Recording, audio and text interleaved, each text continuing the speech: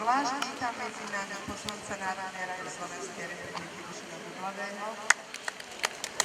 Vítam srdečne medzi nami členov V piatok 5. mája 2017 sa v Starej Turej uskutočnila spomienková slávnosť pri príležitosti 72. výročia ukončenia druhej svetovej vojny a víťazstva nad fašizmom. Udalosť sa začala pietným aktom kladenia vencov k pamätníku osloboditeľov na námestí Slobody za asistencie poslanca Národnej rady Slovenskej republiky magistra Dušana Bublavého, zástupcov organizácie Slovenského zväzu protifašistických bojovníkov a vojakov z klubu vojenskej histórie v Novom Meste nad Váhom, ktorí držali čestnú stráž pri pamätníku. Po hymne Slovenskej republiky vypálili na počesť padlým hrdinom i čestnú salvu. V slávnostnom príhovore sa početnému publiku občanov Starej Turej prihovorila najskôr primátorka mesta inžinierka Anna Halinárová, ktorá pripomenula, že druhá svetová vojna bude vždy mementom pre ľudstvo a treba sa častejšie zamýšľať nad jej vznikom, aké veľké útrapy pre ľudí priniesla. V príhovore nevynechala ani otázku rasovej neznášanlivosti a nezmyselného vraždenia židovského obyvateľstva, ktoré sa už po druhej svetovej vojne do mesta Stará Tura nikdy nevrátilo. A tak sa v priebehu tohto pietného aktu vôbec po prvý raz položili kvety i vence k pamätnej tabuli, kde kedysi stála staroturianská židovská synagóga. V závere odsúdila zlo a prejavy extrémizmu, ktoré i dnes prenikajú do života obyčajných ľudí. Nasledoval príhovor poslanca Dušana Bublavého, ktorý taktiež odsúdil zlo páchané počas druhej svetovej vojny. V závere pietnej spomienky prevzali z rúk predsedu Zväzu vojakov Slovenskej republiky klub Nové Mesto nad Váhom, podplukovníka doktora Kamila Krištofíka, primátorka mesta Stará Tura Anna Halinárová i zástupkyňa Zuzana Zigová pamätnú medailu kapitána Miloša Uhra. Mesto Stará Tura v spolupráci s klubom vojenskej histórie Červená hviezda Nové Mesto nad Váhom pripravilo pre verejnosť ukážku vojenského dobového tábora a malú výstavu zbraní i vojenskej techniky z čias druhej svetovej vojny, ktoré boli k dispozícii počas celého dňa. Tieto ukážky sa stretli po celý deň s veľkým záujmom verejnosti.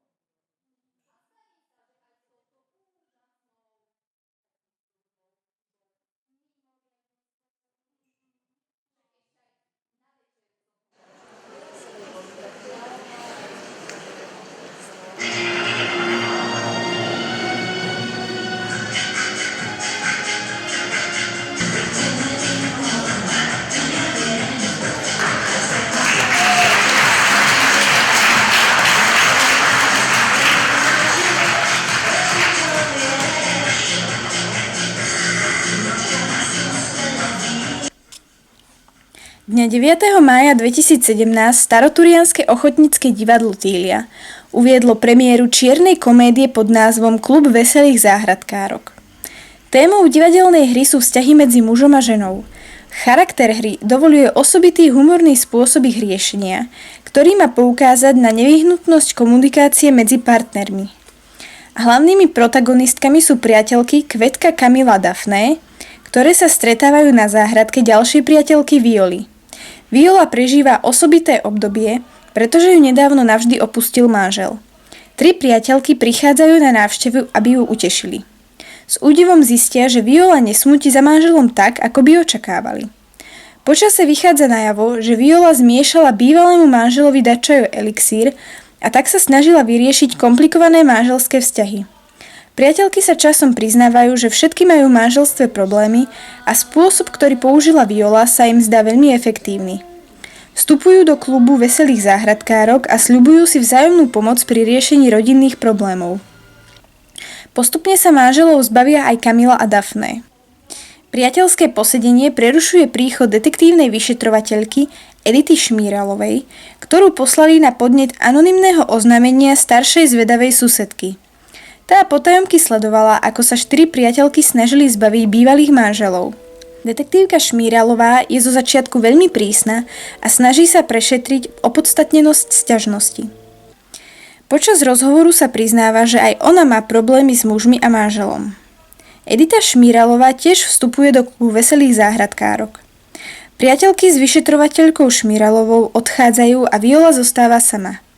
Vychádza najavo, že zaspala a všetky predchádzajúce udalosti boli iba sen po obede na záhradke. Budí sa s veľmi dobrou náladou. Zrazu sa ozve hlas manžela, ktorý ju kritizuje za všetko, čo spravila aj nespravila. Viola zostáva zaskočená. Postupne si uvedomuje, že záleží iba na nej, či je ochotná otvorene komunikovať s manželom, spolu sa porozprávať a snažiť sa vyriešiť existujúce problémy, alebo bude mlčať a znášať manželové výčitky. Už teraz sa všetci tešia na ďalšie predstavenia divadla Týlia.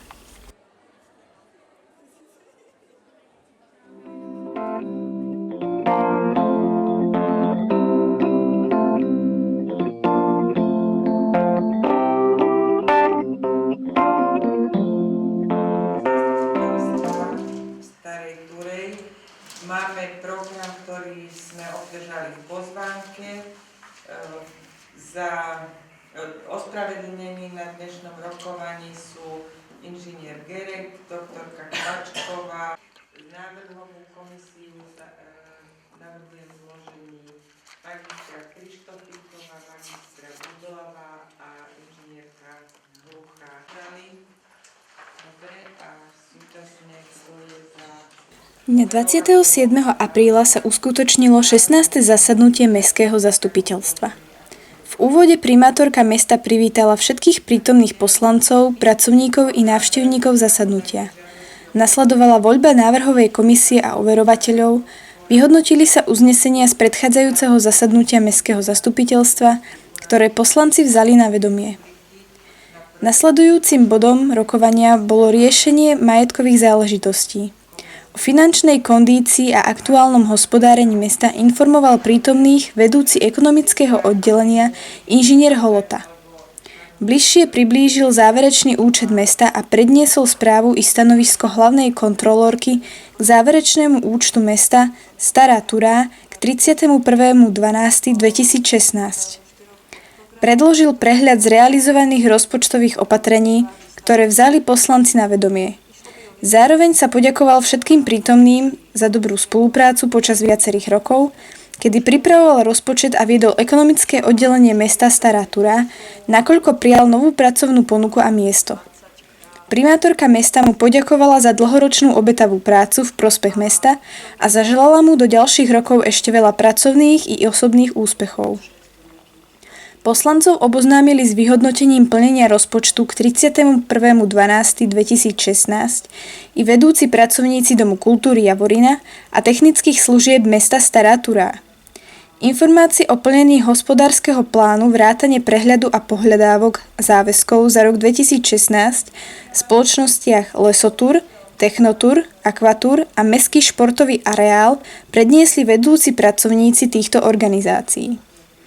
Poslanci Mestského zastupiteľstva zobrali tieto informácie a podklady na vedomie, pokračovalo sa bodom, v ktorom poslanci schválili prijatie úveru pre investičnú akciu KOS VS4, ktorou spoločnosť Technotur pokračuje v modernizácii tepelného hospodárstva v meste Stará Turá. Poslanci prerokovali a následne schválili i návrh cenníka a trhového poriadku 26. ročníka staroturianskeho jarmoku. Následne sa pokračovalo návrhmi všeobecne záväzných nariadení. Poslanci tieto návrhy schválili. V závere zasadnutia sa prerokovali ešte ostávajúce body zasadnutia, a to návrhy k zriaďovacím listinám základnej školy a základnej umeleckej školy, ktoré tiež mestské zastupiteľstvo schválilo. Následne ostal už len priestor na prípadné návrhy a otázky poslancov.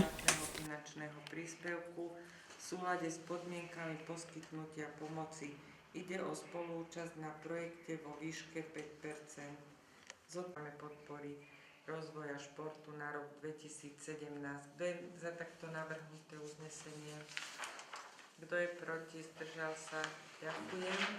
Môžeme ísť k ďalšiemu projektu odstránenie stavebných bariér v školách, ktoré navštevujú žiaci. Mimoriadne zasadnutie mestského zastupiteľstva sa uskutočnilo vo štvrtok 11. mája. Zasadnutie bolo zvolané kvôli prerokovaniu návrhov na podávanie žiadostí. V prvom bode bol prerokovaný a schválený návrh na podanie žiadosti o poskytnutie dotácie v programe Podpora rozvoja športu na rok 2017 v pôsobnosti Úradu vlády Slovenskej republiky, a to pre projekt Výstavba detského ihriska v areáli základnej školy na Komenského ulici v Starej Turej. Ako druhý poslanci schválili návrh na podanie žiadosti o financovanie rozvojového projektu Odstránenie stavebných bariér v školách, ktoré navštevujú žiaci so zdravotným postihnutím 2017. Na záver schválili poslanci i návrh na podanie žiadosti o poskytnutie dotácie z rozpočtovej kapitoly Ministerstva vnútra Slovenskej republiky pre projekt Osvetlenie priechodov pre chodcov z mesta Stará Turá. Zase poprosím pani inžinierku, keby nám stručne povedala o projekte. Takže ide o výzvu ministerstva.